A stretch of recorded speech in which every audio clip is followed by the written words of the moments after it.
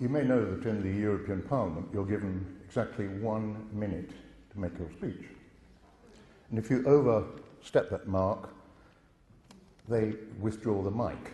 Now, yesterday Roger Hayes rang me up and said that although I've prepared a speech which would last an hour, I've only got 20 minutes.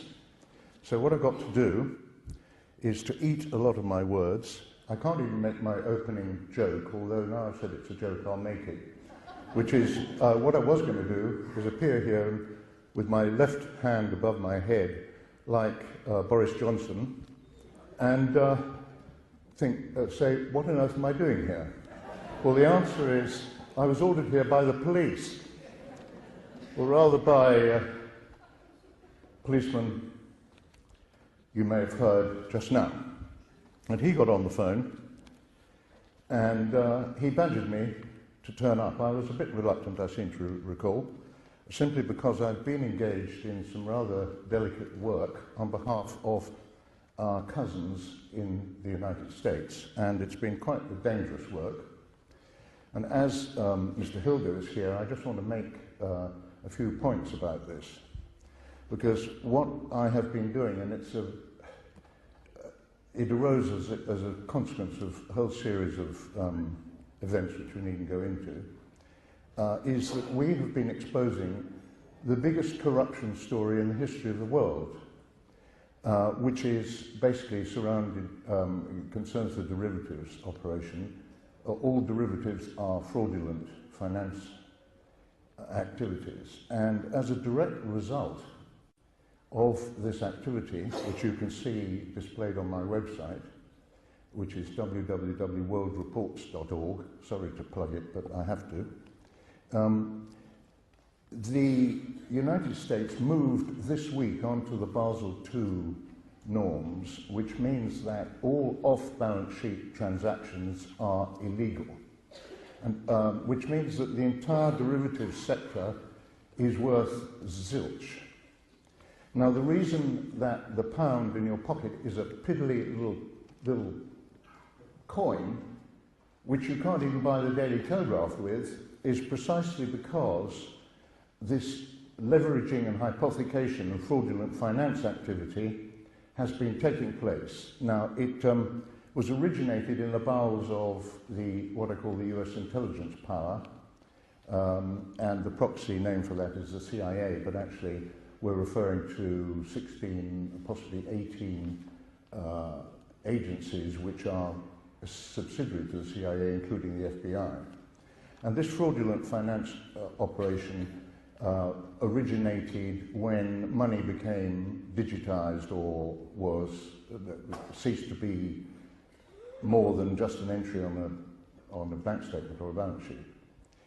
And the brains behind this is Dr. Henry Kissinger, also known as Heinz, who you may recall still has a very, very big German accent. He still has it. Now, the reason for this is, of course, that he's a triple agent. His Soviet code name is BOR, quite well known. We don't know what his Pan-German code name is.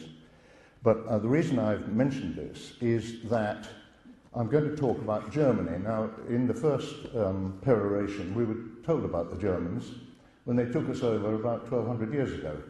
Well, they're engaged in the same operation. Because contrary to the general view, we did not win the war. What happened was we finished Hitler off. We personalized the war, so we thought that when Hitler ceased to exist, ostensibly, I don't believe these stories about the fact that he survived the bunker, that's nonsense. We thought we'd won the war, but that is not what happened. In practice, what happened was that in about 1941, it was in 1941, at the Wannsee Conference, the Nazi intelligentsia realized that there must be a 50-50 chance that the Germans would lose the war. And so what they did was they exported their big brains to Madrid. And in 1942, they set up what they called the German Geopolitical Center. And if you go back into that part of history, you'll see that it is quite often mentioned that all the big hotels in Madrid were full of Gestapo and Germans. Now, the German Geopolitical Center did nothing but think about what would happen if Germany didn't succeed in taking over Europe. And in other words, it was a long-term think tank, and they developed a long-range deception strategy. The long-range deception strategy was originally set out in a work or a book of seminars, or a seminar document called Europäische Wirtschaftsgemeinschaft, European Economic Community, published in 1942 in Berlin, which is mentioned in my book, The European Union Collective, details of which are out there. The subtitle for European Union Collective, which was published in 2002, so it's 7 years old, but it's still entirely relevant, is Enemy of its Member States. The European Union is, of course, not our friend, it is our enemy, and has been all along, because its purpose is to usurp our sovereignty and take us over. And in fact, what we now have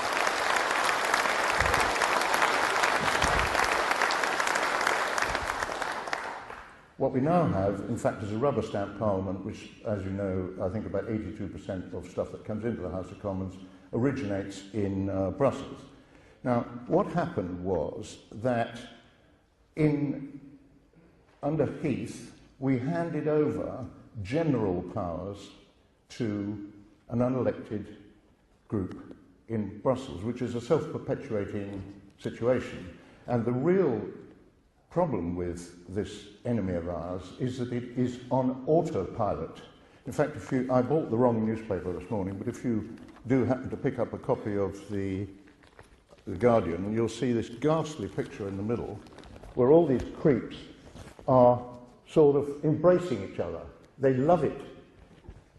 They can't, it's a big club. They're very happy with each other. And of course, Blair's got a major problem, because although the previous speaker mentioned his candidacy as President of the European Union, in fact, you will have seen in the paper yesterday that his campaign peaked too early. Now, the reason it peaked too early is connected with the developments in the United States, because this week, and I will not go on about this because it's not the subject, but this week, the United States did switch to the Basel II basis, which precludes all this criminal finance. Now, I'm going to say something which is not publicized. This struggle to get the United States to cut out this corruption has been going on for years. I came in on it in about 2005, and you'll see my website is absolutely chock full of this stuff. The problem was, or has been, that the people running the criminal finance, including, of course, the criminal enterprises, and by the way, I have referred to Citibank and other very large banks in the United States as criminal enterprises for the last 2.5 years, and I'm still walking. And the reason for that is that if you go into the main courthouse in New York and you pull up Citibank, you would have to spend about 3 weeks taking down information about the court cases concerning Citibank and fraud, which are still before the court, and that's just one court. Anyway, what happened this week is that the Chinese have made available to the United States, or to the Federal Reserve, 10 metric tons of gold. It's been loaned to them. It's a sort of loan, but of course there are huge strings attached. And it's no coincidence that Hillary Clinton, who is up to her neck in this corruption, as you will know from the Clinton background, it has suddenly said that friendship with China is my personal mission. Okay? Well, the reality is that the United States couldn't go Basel II unless its currency was properly based, and the Chinese have made available 10 metric tons of gold for that purpose on a loan basis. It's a very complex subject, but I'm trying to tell you something, which is that the corruption that I may still have time to talk about in the European context is mirrored in the United States. And in fact, what we're talking about is a two-pronged attack on the main enemy. The main enemy, according to the Germans and the Soviets, is Britain and the United States. Now, the prong against Britain, the main weapon against Britain, is the European Union collective, and the weapon against the United States is the penetration of the CIA and its affiliates with the German Himmler scientists and intelligence officers who were brought over after the denazification program was scrapped in 1946. And if you look up Operation Paperclip, that was the first major transfer of Nazis into the United States. So about 700 families went on under Operation Paperclip, but it went on and on and on right the way to the beginning of the 50s. So what happened was that the US intelligence power was taken over to some extent, or to a considerable extent, by a German Nazi fifth column who have been running the show ever since. Now, Kissinger is, I believe, the key to this, and he was instrumental in persuading President Ford to dismiss William Colby as DCI, the Director of Intelligence, in favour of George H.W. Bush. Now, George Bush is the representative in the United States of Deutsche Verteidigungsdienst, which is the German black agency based, believe it or not, in Dachau. And we call it DVD. I exposed DVD. It's nothing to be proud about because we've known about it for years. But I publicized it, and I know for a fact that certain intelligence officers from DVD have actually congratulated elements of MI6 on this exposure, because they think I'm MI6, which is, of course, complete rubbish. Anyway, the point is this, that the the operation against the United States has been run by DVD in Dachau, behind the scenes, and the same applies to the operation against the United Kingdom. Now, the DVD is self-financing, like the CIA, through fraudulent finance, and it advises the German Chancellor about its activities, but the German Chancellor can't tell it what to do, quote unquote. The DVD is running our lives and is the enemy within the enemy, okay? Now, given that the German Geopolitical Center set out the program, how do we know that this is the case? We know it from a document called which has been called the Madrid Circular Letter, which was intercepted in about, I think it was 1951, by the Allies.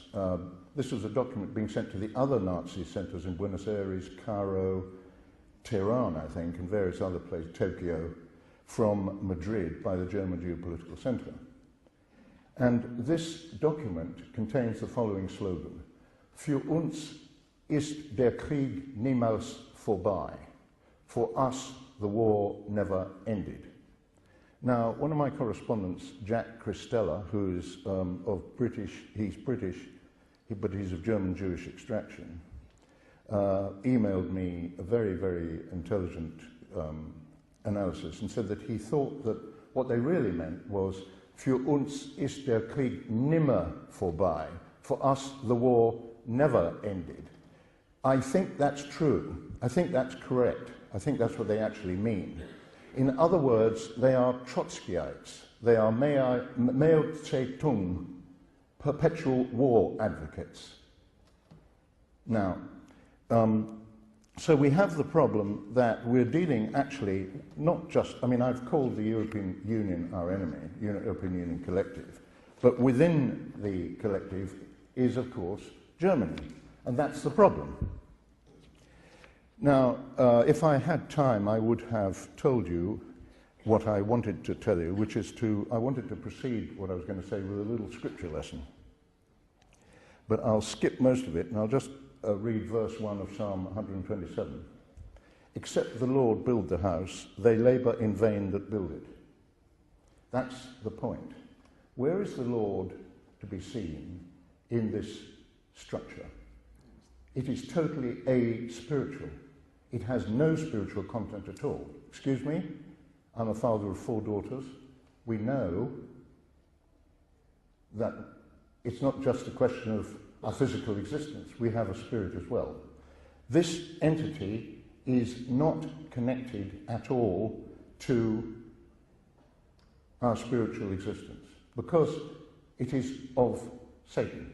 And I'm absolutely clear about that. There is no question.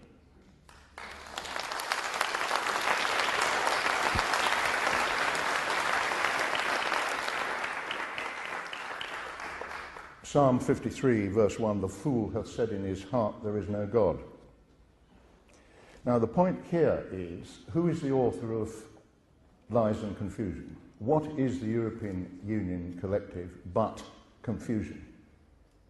The successive treaties, which are run every 3 or 4 years, are just updated versions. But if you look at them very carefully, and I know this because I worked with Bill Cash in 1992 against the Maastricht Treaty, at the beginning, sort of paragraph 48, little 1, subsection C, you'll see one statement, and then way down, 40 pages later, you've got that contradicted. That is the Soviet technique. That was exactly what happened under the Soviet Constitution. Rights are given, rights are taken away, and so on and so forth. It's the same. And there is an absolute parallel, because if you walk into the European Parliament, which I had privilege to do, because I had a friend who is no longer an MEP, but I was there several times. If you walk in there, you can see you are walking into the Supreme Soviet. It's the same design. All they have to do is to remove the blue stars, or the yellow stars on the blue background, and substitute the hammer and sickle. Now, on the corruption point, you will be aware that the accounts of the European Commission have been specifically disapproved by the EU's own Court of Auditors for the past 14 years running. Okay? So this means that the last time that the European Commission had accounts which could be relied upon, quote unquote, was 15 years ago. Now, I've been running my own private company since 1963. If I produce false accounts, excuse me, I think something very serious happens to me. I'll probably get debarred and I may go to jail. These people have been producing false accounts for the last 14 years and no one is paying any attention. I want to draw your attention to the following reality. In order to correct this matter, they have to go back 15 years and they have to look at every single transaction that took place 14 years ago. They have to identify the fraud or anything that was irregular. They have to have that corrected, however that can be done. They have to have the perpetrators reported to law enforcement, and the law enforcement has to proceed with the appropriate measures.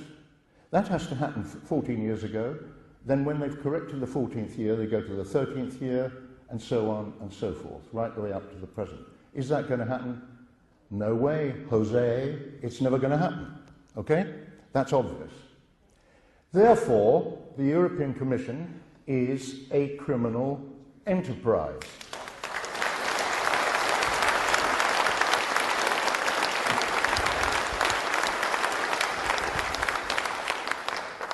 Now, I have a new Irish friend who's absolutely delightful called Richard Sharp, with an E. He comes through from Ireland periodically on the way to the continent because he has to drive. And he does odd jobs for me in Europe, and it's very, very convenient. And about 2 months ago, he said, I'll go to the Court of Auditors and I'll look them up. So he literally did a cold call to the Court of Auditors, which is the EU's so-called auditing entity, in Luxembourg. and he got to see a Mr. Giza Novaks, N-O-V-A-C-S. And Mr. Giza Novaks specifically confirmed, and by the way, I'm mentioning his name so that you know I didn't make this up, okay? You can ring him up and he'll have to confirm that what I've just said is accurate. He confirmed that, yes, the European Commission's accounts have not been approved for the past 14 years. The European Commission is a criminal enterprise. Let me introduce my friend who was set up, by the way, Ashley Moat, MEP, who is a close personal friend and is an absolutely delightful man. He stepped down as MEP for South East England in June. And virtually the last thing he did was to go to see the Serious Fraud Office. Now, in 2005, he had previously been to see the Serious, I think it may have been 2006, he'd previously been to see the Serious Fraud Office with two large files, copies of which I hold. These files contain detailed allegations of criminal fraud committed by at least one enterprise, and I think there are several, which are registered in England and Wales, which did or do business with the European Commission. The European Commission awarded 53 further contracts to this entity, notwithstanding the fact that it had been caught in fraudulent activities. So Ashley compiled all this information with a lot of other stuff and presented it to the Serious Fraud Office. He knew that nothing would happen, and he had TV cameras and journalists outside, and lo and behold, he was given the brush off. But almost his last job before leaving was to do the same thing all over again. And on this occasion, he was given a very high-level interview with a man called Paul Craig. I mention the name for the same reason as I mentioned Mr. Novak's name, so that if anybody has any problems here, they can ring up the Serious Fraud Office and speak to Paul Craig and ask him whether what Christopher Stories just said and what Ashley Moat says on his website is true or false. Well, of course, it's true. Now, what happened was, at the end of the 3-hour discussion, Ashley Moat, which is typical of him, said, "Have I been wasting my time here today?" Paul Craig, no. Ashley Moat, is it a criminal offence to pass public money to an organisation known to be corrupt? Paul Craig, yes. Right. The Serious Fraud Office has agreed that taxpayers' money should not be handed to a criminal enterprise. Excuse me? What this means is that the Serious Fraud Office has been told that funds belonging to the taxpayer are being handed to a criminal enterprise, because that's one of the subjects that Ashley raised with him on this occasion. The Serious Fraud Office is supposed to be engaged in rooting out serious fraud, but it's not doing its job. Now, it's worse than that. It gets worse. And the reason it's worse is that the British government is handing over your money, our VAT money, to a criminal enterprise. But excuse me, the Serious Fraud Office has stated that this is a criminal offence. It therefore follows not only that the European Commission is a criminal enterprise indefinitely because it cannot correct its accounts, it also follows that the British government is engaged in defrauding you, the taxpayer, on an ongoing basis and will continue to do so. The British government is engaged in criminal fraud. It is a co-conspirator and an accessory to the fact of handing over British taxpayers' money to a criminal enterprise. This is ludicrous. It needs to be dealt with. Now, I have a solution to this.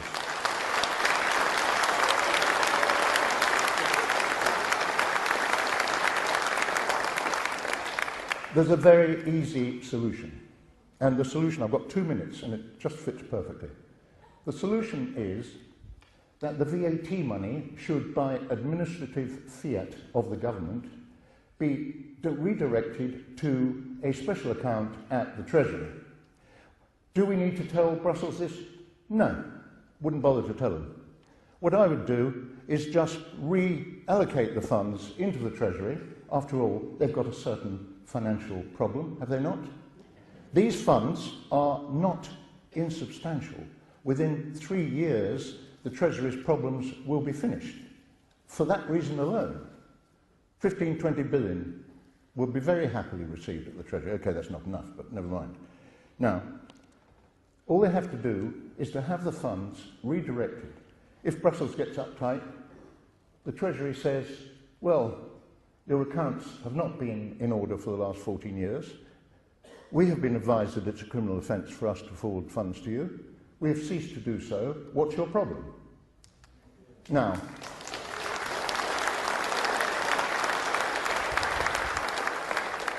finally, the Treasury could say, if the Treasury wants to be nice to the Germans, which I don't think is a good idea, but they want to be nice to the Germans, you can say, look, we'll give you 2 years to put your accounts, to get Brussels to put its accounts right. You've got 2 years, and at the end of 2 years, if it's not right, the Treasury annexes the funds in perpetuity, but I wouldn't even give them that. I would just rechannel the money straight away so that the British government is no longer committing fraud against you, the taxpayer, and so that we are no longer paying our taxes into the hands of a criminal enterprise. Thank you very much.